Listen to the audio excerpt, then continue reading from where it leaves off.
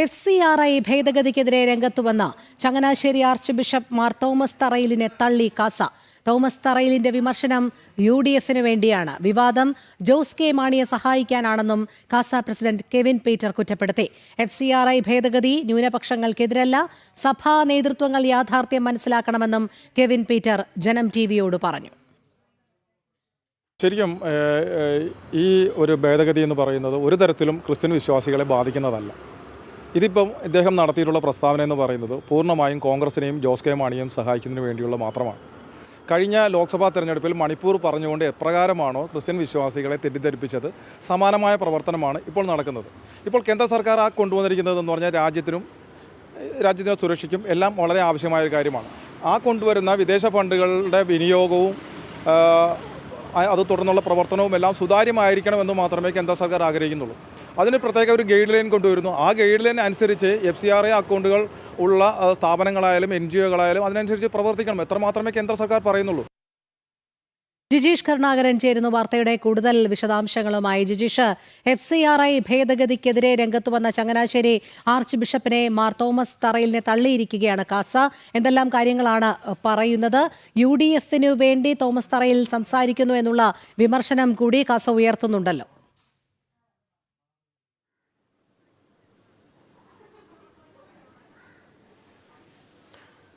രോഹിണി, ഇങ്ങനെ ഒരു വിവാദം ഉയർന്ന ഘട്ടത്തിൽ പോലും വിശ്വാസി സമൂഹം ഒരിക്കലും ഇതിനെ അനുകൂലിക്കുന്നില്ല, അല്ലെങ്കിൽ ഈ വിവാദങ്ങൾക്ക് പിന്നിലുള്ള ലക്ഷ്യങ്ങൾ അവർ മനസ്സിലാക്കുന്നു എന്നത് തന്നെയാണ് കാസയുടെയും അതിൻ്റെ അധ്യക്ഷൻ കെവിൻ പീറ്ററിൻ്റെയും എല്ലാം തന്നെ പ്രതികരണം വ്യക്തമാക്കുന്നത്. കാരണം ഈ FCRI ഭേദഗതി നിയമം അത് ക്രൈസ്തവ സമൂഹത്തിനെതിരാണ്, ന്യൂനപക്ഷങ്ങൾക്കെതിരാണ്, ന്യൂനപക്ഷ സ്ഥാപനങ്ങൾ തകർക്കാനാണ് എന്ന രീതിയിലുള്ള പ്രചരണങ്ങളാണ് ആസൂത്രിതമായി ഒരു ഭാഗത്തു നിന്ന് ഉണ്ടാകുന്നത്. പ്രത്യേകിച്ച് കോൺഗ്രസിൻ്റെ നേതാക്കൾ VD സതീശനാണെങ്കിലും KC വേണുഗോപാൽ ആണെങ്കിലും എല്ലാം തന്നെ ഈ പ്രചാരണങ്ങൾക്ക് തുടക്കം കുറിക്കുന്നു. അതേ ഘട്ടത്തിൽ തന്നെ മറുഭാഗത്ത് LDFന്റെ CPMന്റെ നേതാക്കളും സമാനമായ പ്രചരണങ്ങൾ നടത്തുമ്പോഴാണ് വിശ്വാസികളുടെ കൂട്ടായ്മയായ ക്രൈസ്തവ വിശ്വാസികൾക്ക് വേണ്ടി ശബ്ദിക്കുന്ന കാസ പോലുള്ള സംഘടനകൾ ഇതിനെ അനുകൂലിക്കുന്നില്ല, അല്ലെങ്കിൽ ഈ വിമർശനങ്ങളെ പൂർണ്ണമായും തള്ളുന്നു. മാത്രമല്ല, കേന്ദ്ര സർക്കാർ കൊണ്ടുവന്ന ഇങ്ങനെയുള്ള ഒരു ഭേദഗതിയുടെ അതിൻ്റെ യഥാർത്ഥ വസ്തുതകൾ അവർ കാര്യങ്ങൾ മനസ്സിലാക്കുന്നു. ഏത് സദുദ്ദേശത്തോടു കൂടിയാണോ ആ ഒരു നിയമം കൊണ്ടുവന്നത് അതിനെ പൂർണ്ണമായും ഉൾക്കൊള്ളുന്നു എന്ന് തന്നെയാണ് വ്യക്തമാക്കുന്നത്. മാത്രമല്ല, ഈ കാര്യം ആദ്യം ഉന്നയിച്ച ഇതുമായി ബന്ധപ്പെട്ട വിമർശനങ്ങൾ വാർത്താ സമ്മേളനത്തിൽ നടത്തിയ തോമസ് തറയിൽ ചങ്ങനാശ്ശേരി അതിരൂപത ആർച്ച് ബിഷപ്പിനെ ശക്തമായ ഭാഷയിൽ തന്നെയാണ് കാസ വിമർശിക്കുന്നത്. ഇതിൽ കെവിൻ പീറ്റർ ചൂണ്ടിക്കാണിക്കുന്ന ഒരു കാര്യമെന്ന് പറയുന്നത്, ഈ തോമസ് തറയിൽ ഇത്തരമൊരു ആരോപണം ഉന്നയിക്കാൻ കാരണം കേന്ദ്ര സർക്കാരിനെ പ്രതിക്കൂട്ടിലാക്കിക്കൊണ്ട് FCRI ഭേദഗതി നിയമത്തിൻ്റെ പേരിൽ അത് ന്യൂനപക്ഷങ്ങൾക്ക് എതിരാണ് എന്ന രീതിയിൽ ആശങ്കയുണ്ട് എന്ന രീതിയിലും ഒരു പ്രസ്താവനയും വാർത്താ സമ്മേളനവും നടത്തുന്നതിന് പിന്നിൽ അതിന് കൃത്യമായ അജണ്ടയുണ്ട്, കൃത്യമായ ലക്ഷ്യങ്ങളുണ്ട് എന്നാണ് കാസ ചൂണ്ടിക്കാണിക്കുന്നത്. അതിൻ്റെ ലക്ഷ്യമെന്ന് പറയുന്നത് പാലായിൽ ജോസ് കെ മാണിക്ക് വേണ്ടിയാണ്. കാരണം ജോസ് കെ മാണിയും തോമസ് തറയിലും തമ്മിൽ അടുത്ത സൗഹൃദമാണ് ഉള്ളത്. ജോസ് കെ മാണി ഇത്തരത്തിൽ തോമസ് തറയിൽ ഒരു ആരോപണം ഉയർത്തിയതിന് പിന്നാലെ, ആശങ്ക ഉയർത്തിക്കൊണ്ട് വാർത്താ സമ്മേളനം നടത്തിയതിന് പിന്നാലെ തന്നെ ജോസ് കെ മാണി ഈ വിഷയം ഏറ്റെടുക്കുന്നു. അതിന് പിന്നാലെ VD സതീശൻ ഈ വിഷയം ഏറ്റെടുക്കുന്നു. KC വേണുഗോപാൽ പിന്നീട് അത് ഏറ്റെടുക്കുന്നു. അതുകൊണ്ട് തന്നെ ആസൂത്രിതമായി, കാരണം ഷോൺ ജോർജ് വലിയ തോതിൽ മുന്നേറ്റം നടത്തുന്നു പാലായിൽ മാത്രമല്ല കേരളത്തിൻ്റെ മുഴുവൻ നിയമസഭാ ഭാഗങ്ങളിലും ഇത്തരത്തിൽ ന്യൂനപക്ഷ വിഭാഗങ്ങൾ, ക്രൈസ്തവ വിഭാഗങ്ങൾ NDAയ്ക്കൊപ്പം അണിചേരുമ്പോൾ അതിനെ ഏത് വിധേനയും തടയുന്നതിന് വേണ്ടിയും ക്രൈസ്തവ വിഭാഗങ്ങൾ NDAയ്ക്ക് പിന്നിൽ അണിനിരക്കുന്നത് തടയാനുമുള്ള നീക്കത്തിൻ്റെ ഭാഗമാണ്. മറ്റൊരു കാര്യം കൂടി കാസ വ്യക്തമാക്കുന്നുണ്ട്. മടിയിൽ കനമുള്ളവന് മാത്രമാണ് ഭയത്തിൻ്റെ ആവശ്യമുള്ളൂ. ഇവിടെ ഭയപ്പെടേണ്ടത് ആരാണ് എന്ന് കൃത്യമായി തന്നെ മനസ്സിലാക്കണം. കാരണം സാധാരണ രീതിയിൽ യഥാർത്ഥ കണക്കുകൾ ബോധിപ്പിക്കുന്ന ആളുകൾ, ഈ വിദേശ ഫണ്ടുകളുമായി ബന്ധപ്പെട്ട യഥാർത്ഥ കണക്കുകൾ ബോധിപ്പിക്കുന്ന ആളുകളെ സംബന്ധിച്ചിടത്തോളം അവർക്ക് യാതൊന്നും ഭയക്കാനില്ല. തട്ടിപ്പുകളും വെട്ടിപ്പുകളും ഫണ്ടിൽ നടത്തുന്ന ആളുകളാണ്. അതായത് മറ്റു പല കാര്യങ്ങൾക്കും വേണ്ടി ഫണ്ടുകൾ വിനിയോഗിക്കുന്നു. ഇവിടെ സേവനങ്ങൾക്കെന്നും ജീവകാരുണ്യ പ്രവർത്തനങ്ങൾക്കെന്നും പറഞ്ഞ് ഫണ്ടുകൾ എത്തിച്ച ശേഷം വകമാറ്റി ചെലവഴിക്കുന്നു. നിശ്ചിത കാര്യങ്ങൾ നടത്താൻ എന്ന പേരിൽ കൊണ്ടുവരികയും ഇടപെടുകയാണ്. ദയവായി തുടരുക. ഇപ്പോൾ കെവിൻ പീറ്റർ ചേരുന്നുണ്ട്. ശ്രീ കെവിൻ പീറ്റർ, കൃത്യമായി പറയുകയാണെങ്കിൽ FCRA ഭേദഗതിക്കെതിരെ ഒരു രാഷ്ട്രീയ ലക്ഷ്യം വെച്ചുകൊണ്ട് തന്നെയാണോ Changanassery archbishop Mar Thomas തറയിൽ രംഗത്ത് എത്തിയിരിക്കുന്നത്? ഇത് ഒരു തരത്തിലും ന്യൂനപക്ഷങ്ങളെ ബാധിക്കുന്ന കാര്യമല്ല. ഏതെങ്കിലും രീതിയിലുള്ള ഈ ഫണ്ട് വിനിയോഗത്തിലെ അപാകത ശ്രദ്ധയിൽപ്പെട്ടാൽ മാത്രമാണ് തുടർന്നുള്ള നിയമ നടപടികളിലേക്ക് പോകേണ്ടത്. താങ്കൾ തന്നെ പറഞ്ഞതുപോലെ മടിയിൽ കനമുണ്ടെങ്കിലേ ഭയക്കേണ്ടതുള്ളൂ എന്ന് മാത്രം കരുതിയാൽ മതി. അപ്പോൾ എന്തിനാണ് ഇതിനെതിരെ ഇപ്പോൾ രംഗത്തെത്തിയിരിക്കുന്നത് വിവിധ സഭകൾ? അത് കഴിഞ്ഞ ലോക്സഭാ തെരഞ്ഞെടുപ്പ് കാലത്ത് മണിപ്പൂർ പറഞ്ഞുകൊണ്ട് എപ്രകാരമാണോ പുരോഹിതരിലെ ചിലർ ക്രിസ്ത്യൻ വിശ്വാസികളെ തെറ്റിദ്ധരിപ്പിച്ച് കോൺഗ്രസിനെ അനുകൂലമാക്കാൻ ശ്രമിച്ചത്, അതേ പരിപാടി തന്നെയാണ് ഇപ്പോൾ നടക്കുന്നത്. നിലവിൽ ഇത്തരം ഇലക്ഷനുകൾ വരുമ്പോൾ ഏതെങ്കിലുമൊക്കെ ഉത്തരേന്ത്യയിൽ പള്ളി പൊളിച്ചതോ കന്യാസ്ത്രീകൾ ആക്രമിച്ചതോ ഒക്കെ വാർത്തകൾ വരാറുണ്ടായിരുന്നു. ഇതുവരെ ഒന്നും വന്നിട്ടില്ല. അപ്പൊ അതിൽ ഏറ്റവും തെറ്റിദ്ധരിപ്പിക്കാനുള്ള ശ്രമമാണ് ഈ ഒരു പ്രസ്താവനകളിലൂടെ നടത്തിയിരിക്കുന്നത്. അദ്ദേഹം കോൺഗ്രസിനും പാലായിൽ മത്സരിക്കുന്ന ജോസ് കെ മാണിക്കും അനുകൂലമായിട്ടാണ് ആ പ്രസ്താവന നടത്തിയിരിക്കുന്നത്. അത് ഉടൻ തന്നെ അദ്ദേഹത്തിന്റെ പ്രസ്താവന വന്ന ഉടൻ തന്നെ പുറകെ ജോസ് മാണി പ്രസ്താവനയുമായി രംഗത്തെത്തിയിരുന്നു. അതിനോടൊപ്പം തന്നെ KC വേണുഗോപാലും VD സതീശനും ഒക്കെ രംഗത്തെത്തിയിട്ടുണ്ട്. ഇത് പൂർണ്ണമായും രാഷ്ട്രീയ ലക്ഷ്യം വെച്ചുകൊണ്ടുള്ളത് മാത്രമാണ്. ഒരു തരത്തിലും അത് ക്രിസ്ത്യൻ വിശ്വാസികളെ ബാധിക്കുന്നതേ അല്ല. കൃത്യമായ സർക്കാർ പുറപ്പെടുവിക്കുന്ന ഗൈഡ് ലൈനുകൾ പാലിച്ചുകൊണ്ട് കൃത്യമായ വരവ് ചെലവ് റിട്ടേണുകൾ സമർപ്പിക്കുകയും അതിനുള്ള തെളിവുകളും കാര്യങ്ങളും എന്തെങ്കിലും ക്രോസ് ചെക്കിംഗ് വന്നാൽ വിശദീകരണം വന്നാൽ അത് കൊടുക്കുകയും ചെയ്യാൻ തയ്യാറായാൽ ഒരുവിധ കുഴപ്പവുമില്ല. അങ്ങനെ ചെയ്യുന്നുണ്ടെന്നാണല്ലോ ഇവർ പറയുന്നത്. അങ്ങനെയാണെങ്കിൽ ഇവർ എന്തിനാണ് ഭയക്കുന്നത്? ഭയക്കേണ്ട ആവശ്യമില്ല. ഒരു തരത്തിലും ഭയക്കേണ്ട ആവശ്യമില്ല. പാവങ്ങൾക്ക് വേണ്ടിയിട്ടാണ് വരുത്തി ഇവിടെ പാവങ്ങൾക്ക് വേണ്ടി ചെലവഴിക്കുന്നുണ്ടെങ്കിൽ അതിന്റെ കണക്കുകൾ ഉണ്ടാവുമല്ലോ. ആ കണക്കുകൾ കൃത്യമായിട്ട് സമർപ്പിക്കുകയാണെന്നുണ്ടെങ്കിൽ ഈ ലൈസൻസ് തുടർന്ന് കൊണ്ടുപോകാവുന്നതാണ്. സർക്കാർ അങ്ങനെ വിദേശ ഫണ്ടുകൾ വരുത്തരുതെന്നോ വരുന്നതിനെ തടയുമെന്നോ അല്ല പറഞ്ഞിരിക്കുന്നത്. അത് രാജ്യസുരക്ഷയ്ക്ക് അല്ലെങ്കിൽ രാജ്യ താല്പര്യത്തിന് വിരുദ്ധമായ കാര്യങ്ങൾക്ക് ഉപയോഗിക്കുന്നതിനെ തടയുക എന്നുള്ളതാണ് സർക്കാർ ലക്ഷ്യം വെച്ചിരിക്കുന്നത്. അത് ഒന്നുകൂടെ സുതാര്യമാക്കുക, ശക്തമാക്കുക എന്നുള്ളത് മാത്രമേ ഉള്ളൂ. അതിന് പുറപ്പെടുവിക്കാൻ പോകുന്ന ഗൈഡ് ലൈനുകൾ പ്രകാരം ഉള്ള കാര്യങ്ങൾ ചെയ്താൽ മാത്രം മതി. അതിന് ഇത്ര കണ്ട് ഭയക്കേണ്ട ആവശ്യമൊന്നുമില്ല. അപ്പോൾ ഇത് ക്രിസ്ത്യൻ ഗ്രൂപ്പുകളിൽ പ്രചരിക്കുന്നത് കന്യാസ്ത്രീ മഠങ്ങൾ, പള്ളികൾ, സ്ഥാപനങ്ങൾ, വിദ്യാഭ്യാസ സ്ഥാപനങ്ങളൊക്കെ പിടിച്ചെടുക്കാൻ പോവുകയാണ്, പിടിച്ചെടുത്ത് സർക്കാരിന്റെ അധീനതയിലാക്കാനുള്ള ശ്രമമാണ് ഈ നടക്കുന്നത് എന്നൊക്കെയുള്ള വ്യാജ പ്രചരണങ്ങളാണ് മണിപ്പൂർ പോലെ ഇവിടെ നടത്തിക്കൊണ്ടിരിക്കുന്നത്. അപ്പൊ ഇത് പൂർണ്ണമായും ഇലക്ഷൻ ലക്ഷ്യം വെച്ചുകൊണ്ടുള്ള കാര്യം മാത്രമാണ്. ഇത് ഒരു തരത്തിലും ക്രിസ്ത്യാനികളെ ബാധിക്കുന്നതല്ല. ഇത് രാജ്യത്തെ എല്ലാ മതവിഭാഗങ്ങളിലെയും അല്ലാതുള്ളവരുമായ NGO-കളെയും മതസ്ഥാപനങ്ങളെയും ഒക്കെ ബാധിക്കുന്ന ഒരു കാര്യം തന്നെയാണ്. ഇത് ബാധിക്കാത്തവർക്ക് അത് ബുദ്ധിമുട്ടുണ്ടാക്കുന്നത് കൃത്യമായി റിട്ടേൺ സമർപ്പിക്കാതിരിക്കുക, ലൈസൻസ് പുതുക്കാതിരിക്കുക, കൊടുക്കുന്ന റിട്ടേണുകളിൽ അപാകത ഉണ്ടാകുക, ഇങ്ങനെയൊക്കെയുള്ള വരുന്നവർക്ക് പ്രശ്നങ്ങൾ ഉണ്ടാവും. ആ പ്രശ്നങ്ങളില്ലാതെ ഈ കാര്യങ്ങൾ മുന്നോട്ട് കൊണ്ടുപോവുകയാണ് വേണ്ടത്. അപ്പോൾ അങ്ങനെ കൊണ്ടുപോകുന്നവരാണല്ലോ കത്തോലിക്ക സഭയിലെ മതമേലധ്യക്ഷന്മാർ. അങ്ങനെയാണെങ്കിൽ ഇവരെന്തിനു വേണ്ടിയിട്ടാണ് ഇത് വായിക്കുന്നത്? ഇവർക്ക് മാത്രം എന്താണ് ഇത്രയും ഒരു പ്രശ്നം? അപ്പോൾ ഇത് പൂർണ്ണമായും രാഷ്ട്രീയ പ്രേരിതമാണ്. ഇപ്പോൾ നോക്കൂ, കഴിഞ്ഞ ചെങ്കോട്ടയ്ക്ക് സമീപം ഉണ്ടായ സ്ഫോടനത്തിൽ അൽസല യൂണിവേഴ്സിറ്റിയാണ് അതിന്റെ പിറകിലെന്ന് പിന്നീട് തെളിഞ്ഞു. ആ അൽസല യൂണിവേഴ്സിറ്റിക്ക് 600 കോടി രൂപയ്ക്ക് അടുത്താണ് തുർക്കിയിൽ നിന്നും ഇറാനിൽ നിന്നും ഉൾപ്പെടെ ഫണ്ടുകൾ വന്നിരുന്നത് ആ യൂണിവേഴ്സിറ്റി സ്ഥാപിക്കുന്നതിന് വേണ്ടിയിട്ട്. അപ്പോൾ അത് അവസാനം തെളിഞ്ഞത് ആ ഫണ്ട് കൊണ്ടുവന്നത് രാജ്യത്തിന് വിരുദ്ധമായിട്ട് രാജ്യത്തോട് യുദ്ധം ചെയ്യാനാണ് ആ ഫണ്ട് കൊണ്ടുവന്നാൽ തെളിഞ്ഞത്. അപ്പോൾ ഇതുപോലുള്ള പ്രവർത്തനങ്ങൾ ഇവിടെ നടക്കുന്നുണ്ട്. അർബൻ നക്സലുകൾ, ഇസ്ലാമിക ഭീകരവാദ പ്രസ്ഥാനങ്ങൾ, മനുഷ്യാവകാശ സംഘടന എന്ന പേരിൽ പ്രവർത്തിക്കുന്ന രാജ്യവിരുദ്ധ സംഘടനകൾ, അങ്ങനെ പലർക്കും ഇവിടെ വരുന്നത്. അതുപോലെ തന്നെ ക്രിസ്ത്യൻ സമുദായത്തിനുള്ളിൽ തന്നെ ചാരിറ്റിക്ക് വേണ്ടി പണം കൊണ്ടുവന്നിട്ട് പലവിധ തട്ടിപ്പുകൾ നടത്തുന്നവരുമുണ്ട്. എല്ലാവരും കൈകൾ സംശുദ്ധമൊന്നുമല്ല. അതോടൊപ്പം തന്നെ ഇത്തരം ലൈസൻസുകൾ ഉപയോഗിച്ചുകൊണ്ട് കമ്മീഷൻ സ്വീകരിച്ച് ഫണ്ട് കടത്തിക്കൊണ്ടിരുന്ന ശ്രമങ്ങളും മുമ്പുണ്ടായിട്ടുണ്ട്. ഇപ്പോൾ അതിനെല്ലാം തടയിട്ടുകൊണ്ട് 2014 ശേഷം അതിൽ വന്ന മാറ്റങ്ങൾ പലരെയും ചൊടിപ്പിച്ചിട്ടുണ്ട്. അത് തന്നെയാണ് കേന്ദ്ര സർക്കാരിനെതിരെ ഇവിടെ പലരും തിരിയുന്നതിന്റെ പ്രധാനപ്പെട്ട കാരണങ്ങളും. അപ്പോൾ ഇപ്പോൾ ഈ ഇലക്ഷൻ സമയത്ത് ഇത് പൊക്കിക്കൊണ്ടുപോകുന്നതിന്റെ പ്രധാനപ്പെട്ട ഉദ്ദേശം എന്ന് പറയുന്നത് NDAയിൽ മത്സരിക്കുന്ന ചില ക്രിസ്ത്യൻ സ്ഥാനാർത്ഥികളെ തോൽപ്പിക്കുക, NDAക്ക് അനുകൂലമായി ഉണ്ടായിരിക്കുന്ന ആ ഒരു തരംഗത്തെ ഇല്ലാതാക്കുക, അത് മാത്രമാണ് ലക്ഷ്യം വെക്കുന്നത്. അതെ, അതായത് ശ്രീ കെവിൻ പീറ്റർ, നമുക്കറിയാം സഭാ നേതൃത്വങ്ങൾക്ക് ഇത് അറിയാൻ പാടില്ലാത്ത കാര്യമൊന്നുമല്ല എന്നുള്ളത്. ഈ വിദേശ ഫണ്ട് ഇപ്പോൾ NGO സംഘടനകളുടെ പേരിലായാലും വിദ്യാഭ്യാസ സ്ഥാപനങ്ങളുടെ പേരിലായാലും മറ്റ് ചാരിറ്റി പ്രവർത്തനങ്ങളുടെ പേരിലായാലും അതിന് കൃത്യമായ ഒരു പർപ്പസ് കോഡ് ഉണ്ടാകും. അത് കൃത്യമായി രേഖപ്പെടുത്തി അതിൻ്റെ വരവ് ചിലവ് കണക്കുകൾ ബോധ്യപ്പെടുത്തി മുന്നോട്ട് പോയാൽ തീരാവുന്ന പ്രശ്നം മാത്രമേ ഉള്ളൂ. അത് സുതാര്യമാക്കുക എന്നുള്ളത് മാത്രമാണ് കേന്ദ്ര സർക്കാരിൻ്റെ ലക്ഷ്യം. കാരണം വലിയ രീതിയിലുള്ള വിധ്വംസക പ്രവർത്തനങ്ങൾ രാജ്യത്ത് നടക്കുന്നുണ്ട്, രാജ്യവിരുദ്ധ പ്രവർത്തനങ്ങൾ നടക്കുന്നുണ്ട്. അപ്പോൾ ഈ ചാരിറ്റിയുടെ മറവിൽ ഇതൊന്നും അനുവദനീയമല്ല. അതുകൊണ്ടാണ് ഇത്തരം കാര്യങ്ങൾ കൂടുതൽ സുതാര്യമാക്കുന്നതും. അപ്പോൾ യഥാർത്ഥത്തിൽ അത്തരത്തിലുള്ള ചാരിറ്റി അനുസരിച്ച് പ്രവർത്തിക്കുന്ന സ്ഥാപനങ്ങൾക്ക് ഇത് ഒരു തരത്തിലും ഭീഷണിയാകുന്നില്ല എന്നുള്ള വസ്തുത നിലനിൽക്കെ താങ്കൾ പറഞ്ഞതുപോലെ ഇതിപ്പോൾ നിയമസഭാ തെരഞ്ഞെടുപ്പ് അടുത്തിരിക്കെ ഇത് കൃത്യമായ ഒരു ആസൂത്രണത്തിന്റെ അടിസ്ഥാനത്തിൽ കൂടുതൽ പ്രചരിപ്പിക്കുക, അത് പള്ളികളിലടക്കം ഓശാന ഞായർ അടക്കം പള്ളികളിൽ ഇതൊരു പ്രസംഗമായി അവതരിപ്പിക്കുക, ന്യൂനപക്ഷങ്ങൾക്ക് അല്ലെങ്കിൽ ക്രിസ്ത്യാനികൾക്ക് ഇത് വലിയ ദോഷം ചെയ്യുമെന്നുള്ള രീതിയിൽ പ്രചരിപ്പിക്കുക, അതൊക്കെ അങ്ങേയറ്റം നിരുത്തരവാദപരമായ ഒരു പ്രസ്താവന കൂടിയാകുകയല്ലേ സഭാ നേതൃത്വങ്ങളുടെ ഭാഗത്തു നിന്ന്? ഒരു നിയമത്തെ ഭരണത്തെ വെല്ലുവിളിക്കുകയും അതിനെ ദുരുപയോഗം ചെയ്യുന്ന തരത്തിലേക്ക് തെരഞ്ഞെടുപ്പ് അടുത്തിരിക്കെ അതിൽ മറ്റൊരു പ്രചാരണം നടത്തുകയും ചെയ്യുന്ന ഒരു രീതിയിലേക്കല്ലേ അവർ കാര്യങ്ങൾ കൊണ്ടുചെന്ന് എത്തിക്കുന്നത്?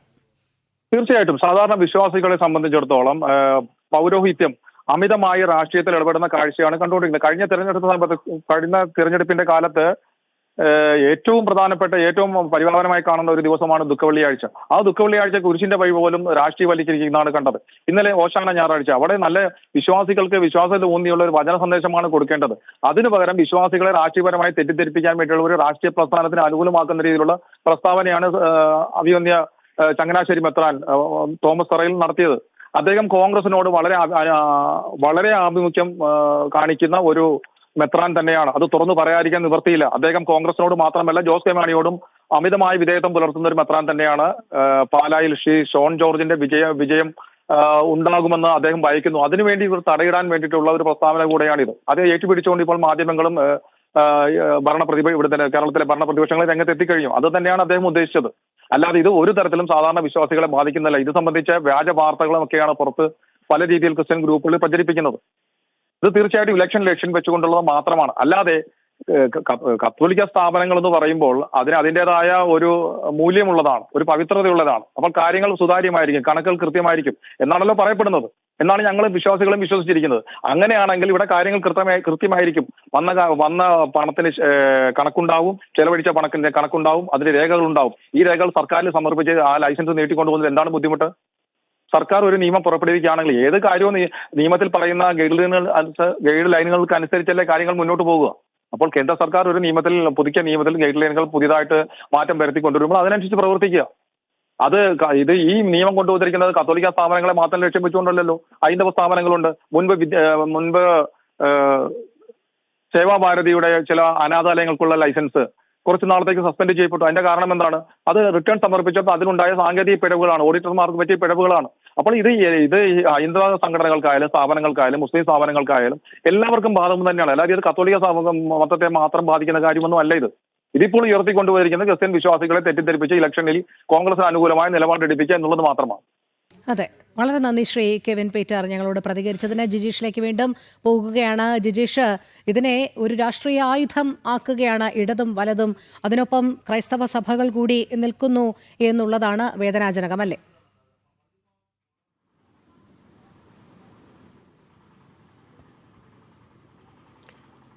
രോഹിണി, തീർച്ചയായും ഇത്തരത്തിലുള്ള താല്പര്യങ്ങൾക്ക് ഒപ്പം നീങ്ങുന്നു ഈ ക്രൈസ്തവ സഭാ നേതൃത്വങ്ങളിൽ ചിലരെങ്കിലും എന്നതാണ് അതിലേറ്റവും. കാരണം നേരത്തെ കെവിൻ പീറ്റർ പറഞ്ഞതുപോലെ എല്ലാ തെരഞ്ഞെടുപ്പ് കാലത്തും ഏതെങ്കിലും തരത്തിൽ വിവാദങ്ങൾ, അത് ഉത്തരേന്ത്യയിൽ നടക്കുന്ന സംഭവങ്ങൾ എന്ന പേരിൽ ചില കാര്യങ്ങൾ കൊണ്ടുവന്നാണെങ്കിലും വടക്കിഴക്കൻ സംസ്ഥാനങ്ങളുടെ പേരിലാണെങ്കിലും എല്ലാം തന്നെ വലിയ വ്യാജ പ്രചരണങ്ങൾ ആസൂത്രിതമായി അഴിച്ചുവിട്ടുകൊണ്ടുള്ള പ്രചാരണങ്ങൾ നടത്താറുണ്ട്. അത്തരം കാര്യങ്ങൾ നടത്തുന്ന ഒരു സ്ഥിരം പതിവുമുണ്ട്.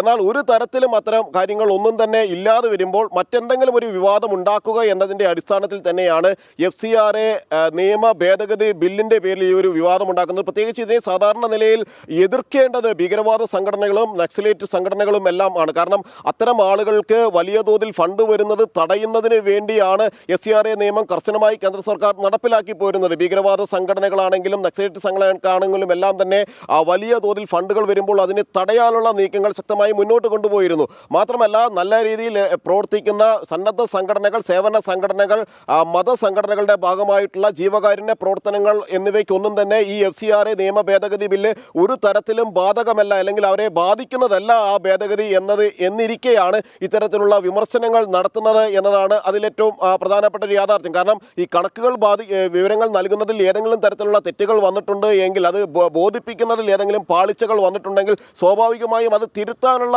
അവസരം കൂടി നൽകുകയും ചെയ്യുന്നുണ്ട്. അങ്ങനെ തിരുത്തിക്കൊണ്ട് യഥാർത്ഥ കണക്കുകൾ അവതരിപ്പിച്ചുകൊണ്ട് എവിടെയാണ് പാകപ്പിഴകൾ വന്നത്, എന്തുകൊണ്ടാണ് പാകപ്പിഴകൾ വന്നത് എന്നെല്ലാം ബോധ്യപ്പെടുത്തി കഴിഞ്ഞാൽ ആ FCRA മായി ബന്ധപ്പെട്ട അനുമതികൾ, ഫണ്ട് വരുന്നതിനുള്ള അനുമതികൾ അത് പൂർണ്ണമായും നിലനിർത്തിക്കൊണ്ടു പോകുന്ന ഒരു നടപടിക്രമവും കേന്ദ്ര സർക്കാർ മുന്നോട്ട് വയ്ക്കുകയും ചെയ്യുന്നുണ്ട്. അതുകൊണ്ട് തന്നെ ഏതെങ്കിലും തരത്തിൽ സ്ഥാപനങ്ങളെ, ക്രൈസ്തവ സ്ഥാപനങ്ങളെയോ ന്യൂനപക്ഷ സ്ഥാപനങ്ങളെയോ ലക്ഷ്യം വെച്ച് ആണ് എന്നത് തീർത്തും അടിസ്ഥാനരഹിതമായ ഒരു കാര്യമാണ്. ഇതിൽ ഹിന്ദു, ക്രൈസ്തവ, ഇസ്ലാം എന്ന വ്യത്യാസമില്ലാതെ കൂടാതെ എല്ലാ സംഘടനകളെയും ഒരു കുടക്കീഴിലാക്കി തന്നെയാണ് FCRA നിയമം ഉണ്ടാകുന്നതും. ആ FCRA നിയമത്തിലാണ് ഭേദഗതികൾ കൊണ്ടുവരാൻ വേണ്ടി, അതായത് നല്ല താല്പര്യങ്ങളോടുകൂടി തന്നെ സതുദ്ദേശത്തോടു കൂടി നിയമ ഭേദഗതികൾ കൊണ്ടുവരാൻ ലക്ഷ്യമിടുകയും ചെയ്യുന്നത്. അവിടെയാണ് മാർ തോമസ് തറയിലിനെ പോലുള്ള ആളുകൾ, കാരണം തെരഞ്ഞെടുപ്പ് അടുക്കുമ്പോൾ സംസ്ഥാനത്ത് പല ഭാഗങ്ങളിലും ക്രൈസ്തവ വോട്ടുകൾ വലിയ തോതിൽ തന്നെ NDAക്ക് അനുകൂലമായി മാറുന്നു. അതിന് പലവിധ തരത്തിൽ, കാരണം ഇടത് വലത് മുന്നണികളോടുള്ള വലിയ എതിർപ്പ് ശക്തമായി നിലനിൽക്കുന്നു. പ്രത്യേകിച്ച് പാലയടക്കമുള്ള നിയമസഭാ മണ്ഡലങ്ങളിൽ അവിടുത്തെ സ്ഥാനാർത്ഥികൾ ഷോൺ ജോർജ് വലിയ മുന്നേറ്റം നടത്തുന്നു. സാധാരണ നിലയ്ക്ക് നടക്കുന്ന പ്രചാരണ പരിപാടികളിൽ പോലും, അല്ലെങ്കിൽ അവിടെ നടക്കുന്ന റാലികളിൽ പോലും ആ മണ്ഡലത്തിൽ നിന്ന് മാത്രം ആയിരക്കണക്കിന് ആളുകൾ അവിടെ ഒത്തുചേർന്നുകൊണ്ട് ഷോൺ ജോർജിന് പിന്നിൽ അണിനിരക്കുന്നു എന്നത് തന്നെയാണ്. ഞാൻ അതിലേക്ക് തന്നെ എത്താം. ജിജീഷ് തുടരുക ദയവായി. ഇപ്പോൾ BJP നേതാവായ റെജി ലൂക്കോസ് ചേരുന്നു നമ്മളോടൊപ്പം. ശ്രീ റെജി ലൂക്കോസ്, FCRA ഭേദഗതിക്കെതിരെ രംഗത്ത് വന്നിരിക്കുകയാണ് Changanassery archbishop Mar Thomas തറയിൽ. തോമസ് തറയിലിനെ പൂർണ്ണമായും തള്ളിക്കൊണ്ട് കാസയും രംഗത്തെത്തിയിരിക്കുകയാണ്. കാരണം ജീവകാരുണ്യ സ്ഥാപനങ്ങളിലേക്ക് എത്തുന്ന ഫണ്ട് വിനിയോഗവുമായി ബന്ധപ്പെട്ടുള്ള സുതാര്യതയ്ക്ക് എന്തിനാണ് ഇത്തരത്തിൽ ചില സഭാ നേതൃത്വങ്ങൾ എതിര് നിൽക്കുന്നത് എന്നുള്ളതാണ്. അതുമാത്രമല്ല, വിശ്വാസികളെ അടക്കം പറഞ്ഞ് തെറ്റിദ്ധരിപ്പിക്കുന്ന തരത്തിൽ കൂടി കാര്യങ്ങൾ എത്തുമ്പോൾ ഈ നിയമസഭാ തെരഞ്ഞെടുപ്പ് അടുത്തിരിക്കെ ഇതിനെ ഒരു രാഷ്ട്രീയ ആയുധമാക്കുകയാണ് ചിലരെങ്കിലും എന്ന് തന്നെ പറയേണ്ടത്. തീർച്ചയായിട്ടും FCRA നിയമ ഭേദഗതി എന്ന് പറയുന്നത് ഈ നിയമത്തിന്റെ പേരിൽ അനധികൃതമായിട്ട് രാജ്യത്തേക്ക് പണമയക്കുന്ന ഒരു വിഭാഗമുണ്ട്. അതുപോലെ തന്നെ ദേശവിരുദ്ധ പ്രവർത്തനങ്ങൾക്ക് ഉപയോഗിക്കുന്ന ചില ആൾക്കാരുണ്ടെന്നുള്ള തെളിവ് സഹിതം കണ്ടെത്തിയിട്ടുണ്ട്. അപ്പൊ അതുകൊണ്ട് അങ്ങനെയുള്ളവരെ നിയന്ത്രിക്കാൻ വേണ്ടി കൊണ്ടുവരുന്ന ഒരു നിയമമാണത്. അതിനെന്തിനാണ് ക്രിസ്ത്യൻ കമ്മ്യൂണിറ്റി ആശങ്കപ്പെടുന്നത്? തന്നെ പോലെ ക്രിസ്ത്യൻ കമ്മ്യൂണിറ്റി പൊതുവെ സുതാര്യമായിട്ട് വളരെ കൃത്യമായ രീതിയിൽ ആദർശസേവന രംഗത്ത് നടത്തുന്ന പ്രവർത്തനങ്ങളിൽ സംശയത്തിന്റെ ലേശം പോലും ഇല്ലാത്ത സ്ഥിതിക്ക് പിന്നെ ഇവർ ഭയപ്പെടേണ്ട യാതൊരു ആവശ്യവുമില്ല. ചങ്ങനാശ്ശേരി ആർച്ച് ബിഷപ്പ് ബഹുമാനപ്പെട്ട തറയിൽ പിതാവിന്റെ ആശങ്ക അസ്ഥാനത്താണ്. കാരണം ക്രിസ്ത്യൻ സമൂഹത്തിനെയോ മറ്റു ന്യൂനപക്ഷ സമൂഹത്തിനെയോ അല്ലെങ്കിൽ ഭൂരിപക്ഷ സമൂഹത്തിൽപ്പെട്ട ആരുടെയെങ്കിലും FCRA അക്കൗണ്ട് തെറ്റായ രീതിയിൽ പ്രവർത്തിക്കുന്നുണ്ടെങ്കിൽ മാത്രമേ അതിനൊരു നടപടി സ്വീകരിക്കത്തുള്ളൂ. അത് ആവശ്യമല്ലേ? കാരണം രാജ്യത്തേക്ക് വിദേശത്ത് നിന്ന് വരുന്ന പണങ്ങൾ ദുരുപയോഗം ചെയ്യാൻ പാടില്ല. കൊണ്ടുവരുന്ന പണങ്ങൾ കൃത്യമായിട്ട് എന്തിനാണ് കൊണ്ടുവന്ന് അവിടെ തന്നെ ചെലവഴിക്കുന്നുണ്ടോ എന്ന് ഉള്ള നിരീക്ഷണങ്ങൾ ഇത് ഗവൺമെന്റ് നടത്തേണ്ട അനിവാര്യമല്ല. അത് ഏത് രാജ്യത്തെ ഭരണകൂടത്തിന്റെ ബാധ്യതയാണ്, കടമയാണ്. അതിനെന്തിനാണ് അനാവശ്യമായ രീതിയിലുള്ള പ്രതികരണങ്ങൾ നടത്തുന്നത്? ബഹുമാനപ്പെട്ട തറയിൽ പിതാവ് ആലോചിക്കേണ്ട ഒരു വസ്തുത എന്ന് പറയുന്നത് ക്രിസ്ത്യൻ കമ്മ്യൂണിറ്റിക്കെതിരെ ഈ രീതിയിലുള്ള ആക്രമണം നടത്തുന്നുണ്ട് എന്ന് പ്രചരിപ്പിക്കുന്നത് അടിസ്ഥാനരഹിതമാണെന്നുള്ളൊരു വ്യാപകമായ രീതിയിൽ തെളിഞ്ഞ ഒരു വസ്തുതയാണ്. അപ്പൊ അതുകൊണ്ട് ഇത്തരം FCRA അക്കൗണ്ട് ഈ രീതിയിൽ നിയന്ത്രിക്കുന്നതിന് ആശങ്കപ്പെടേണ്ട ആവശ്യമില്ല. കാരണം തറയിൽ പിതാവിന്റെ നേതൃത്വത്തിലുള്ള ചങ്ങനാശ്ശേരി രൂപതയിലുള്ള രൂപതകൾ, ദേശവ്യാപകമായിട്ട് പ്രവർത്തിക്കുന്ന ക്രിസ്ത്യൻ കമ്മ്യൂണിറ്റികളൊക്കെ കൃത്യമായ രീതിയിലാണ് തങ്ങളുടെ പണം ചെലവഴിക്കുന്നത് എങ്കിൽ പിന്നെ എന്തിനാണ് ഭയപ്പെടുന്നത്? ആ സ്ഥിതിക്ക് ക്രിസ്ത്യൻ കമ്മ്യൂണിറ്റിക്ക് മാത്രമായിട്ട് ബാധിക്കുന്ന FCRA ഭേദഗതി എന്ന വ്യാഖ്യാനം കൊടുക്കുന്നത് അല്ലെങ്കിൽ അറിഞ്ഞോ അറിയാതെ അങ്ങനെ കൊടുക്കുന്നത് തെറ്റാണ്. എല്ലാ വിഭാഗത്തിൽപ്പെട്ട FCRA അക്കൗണ്ടും ും ബാധകമായ രീതിയിലാണ് ഈ ഭേദഗതി കൊണ്ടുവരുന്നത്. അത് അനിവാര്യമാണ്, രാജ്യത്തിന് നിലനിൽപ്പിന് അത്യാവശ്യമാണ്. ശരിയായ രീതിയിൽ ഫണ്ട് പ്രയോഗിക്കുന്ന ഒരു ആശങ്കപ്പെടേണ്ട യാതൊരു ആവശ്യമില്ല.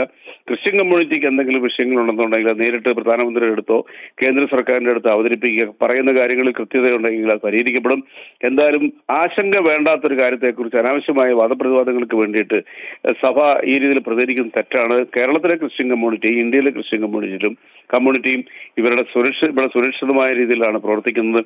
അതിന് യാതൊരു തടസ്സവുമില്ല. ഒരുപാട് സംസ്ഥാനങ്ങളിലെ തെളിവുണ്ട്. അരുണാചൽ പ്രദേശ്, ഗോവ പോലുള്ള സംസ്ഥാനങ്ങളിൽ ജനങ്ങളും ഈ ക്രിസ്ത്യൻ സമൂഹവും സംതൃപ്തിയോടുകൂടി തങ്ങളുടെ ജീവകാരുണ്യ പ്രവർത്തനങ്ങൾ നടത്തുമ്പോൾ കേരളത്തിൽ ആരെയോ സഹായിക്കാൻ വേണ്ടിട്ടെന്നുള്ള രീതിയിൽ സംശയിക്കത്തക്ക രീതിയിൽ ചങ്ങനാശ്ശേരി അതിരൂപതയുടെ പിതാവ് ഈ രീതിയിലുള്ള ഒരു ആശങ്ക മാധ്യമങ്ങളിലൂടെ പ്രകടിപ്പിച്ച തെറ്റാണ്. ദീപികയുടെ മുഖപ്രസംഗത്തിലും ദീപിക കൊടുത്തിരിക്കുന്ന വാർത്തയിലൊക്കെ ഇത്തരം അടിസ്ഥാന ആരോപണമാണ്. ആരെങ്കിലും സഹായിക്കാനുണ്ടെന്നുണ്ടെങ്കിൽ അത് പരസ്യമായിട്ട് പറയുക. ക്രിസ്ത്യൻ സമൂഹം ഈ കാര്യത്തിലൊന്നും ഒരാശങ്കയുമില്ല. കാരണം കേന്ദ്ര സർക്കാരിന്റെ ഭാഗത്തു നിന്നും രാജ്യത്തിന് അനുകൂലമായിട്ടല്ലാത്ത രീതിയിൽ പ്രവർത്തിക്കുന്ന ഫണ്ടിങ് ഏജൻസികളെ നിയന്ത്രിക്കേണ്ടത് അനിവാര്യമാണ്. അത് ഏത് രാജ്യവും സുരക്ഷയുടെ പേരിൽ അത് ചെയ്യും. അതിനെന്തിനാണ് ക്രിസ്ത്യൻ സമൂഹം ഭയപ്പെടേണ്ടത്? അപ്പൊ അതുകൊണ്ട് ഇത്തരം പ്രസ്താവനകളിൽ നിന്നും അടിയന്തരമായിട്ട് തന്നെ ബഹുമാനപ്പെട്ട തറയിൽ പിതാവിനെ പോലുള്ളവർക്ക് പിൻവലിയണം. പ്രവർത്തിക്കണം. അതാണ് കരണീയമെന്നാണ് പറയാനുള്ളത്. ശരി, വളരെ നന്ദി ശ്രീ റജി ലൂക്കോസ് പ്രതികരിച്ചതിന്. ജിജീഷിലേക്ക് വീണ്ടും പോവുകയാണ്. ജിജീഷ്, ഈ FCRA ബാധകമാകുന്നത് എല്ലാ തരത്തിൽ ജീവകാരുണ്യ പ്രവർത്തനങ്ങൾ നടത്തുന്ന സന്നദ്ധ സംഘടനകൾക്കും നേരെയാണ്. അപ്പോൾ അതിൽ അങ്ങനെ പ്രത്യേകിച്ച് ഒരു മതവിഭാഗം എന്നൊന്നും കൃത്യമായി പറയുന്നില്ല. എല്ലാ സ്ഥാപനങ്ങൾക്കും ഇത് ബാധകമാണെന്നിരിക്കെ ഇത് ക്രിസ്ത്യൻ സമുദായത്തിന് ഭീഷണിയാണ് എന്ന തരത്തിലുള്ള ഒരു പ്രചാരണം നടത്തുന്നതല്ലേ അവിടെ ഒരല്പം സംശയിക്കത്തക്ക സാഹചര്യത്തിലേക്ക്, അല്ലെങ്കിൽ രാഷ്ട്രീയ പ്രേരിതമാണോ എന്നുള്ള സാഹചര്യത്തിലേക്ക് നയിക്കുന്നത്? പ്രത്യേകിച്ച് നമുക്കറിയാം, ക്രിസ്ത്യൻ സമുദായത്തെ സംബന്ധിച്ചിടത്തോളം ഇനി വിശ്വാസങ്ങളുടെ ദിനമാണ്. ഓശാന ഞായർ തുടങ്ങിയിരിക്കുന്നു. ഇനി ഈസ്റ്റർ വരെയുള്ള ദിനങ്ങളിൽ ഇത്തരം പ്രാർത്ഥനകളിലൊക്കെ ഇത്തരം കാര്യങ്ങൾ പറയുമ്പോൾ അത് തികച്ചും രാഷ്ട്രീയ പ്രേരിതം ആകുകയല്ലേ?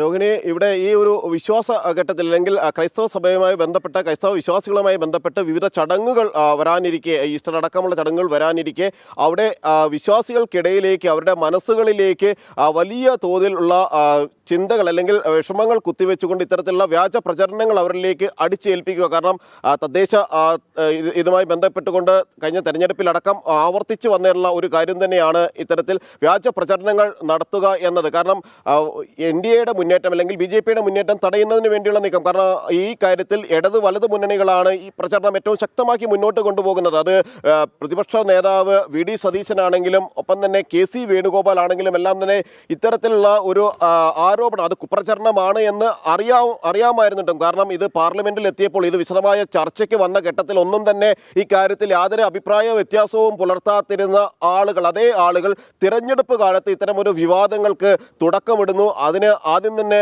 ബിഷപ്പ് അത്തരമൊരു കാര്യം പറയുന്നു. ബിഷപ്പിന് പിന്നാലെ തൊട്ട് പിന്നാലെ എന്നവണ്ണം കോൺഗ്രസിന്റെ നേതാക്കൾ ആ ആരോപണം ഏറ്റെടുത്തുകൊണ്ട് വരുന്നു. പ്രത്യേകിച്ച് അത് പള്ളികളിലടക്കം അല്ലെങ്കിൽ ചർച്ചയാക്കുന്ന വിശ്വാസി സമൂഹം ഒത്തുകൂടുന്ന സ്ഥലങ്ങളിലെല്ലാം തന്നെ ഈ FCRA നിയമം അത് ക്രൈസ്തവ സംഘടനകളുമായി ബന്ധപ്പെട്ട ജീവകാരുണ്യ സ്ഥാപനങ്ങളെ തകർക്കാനാണ്, അതിനെ ഇല്ലാതാക്കാനാണ്, അത്തരം സ്ഥാപനങ്ങളിലേക്ക് വരുന്ന ഫണ്ടുകൾ, ആ ഫണ്ട് വരവിനെ അവസാനിപ്പിക്കാൻ വേണ്ടി നടത്തുന്ന ഗൂഢമായ നീക്കമാണ് എന്ന രീതിയിൽ പ്രചരിപ്പിക്കുമ്പോൾ സ്വാഭാവികമായും വിശ്വാസ സമൂഹം അവരെ സംബന്ധിച്ചിടത്തോളം ചില ആശങ്കകൾ ഉണ്ടാകും. ആ ആശങ്കകൾ വോട്ടാക്കി മാറ്റി നേട്ടം കൊയ്യാമെന്ന് തന്നെയാണ് ഇടതു വലതു മുന്നണികൾ കരുതുന്നത് എങ്കിൽ വിശ്വാസ സമൂഹം യഥാർത്ഥ വസ്തുതകൾ മനസ്സിലാക്കുന്നു എന്ന് തന്നെയാണ് കാസ അടക്കമുള്ള സംഘടനകളുടെ പ്രതികരണം വ്യക്തമാക്കുന്നത്.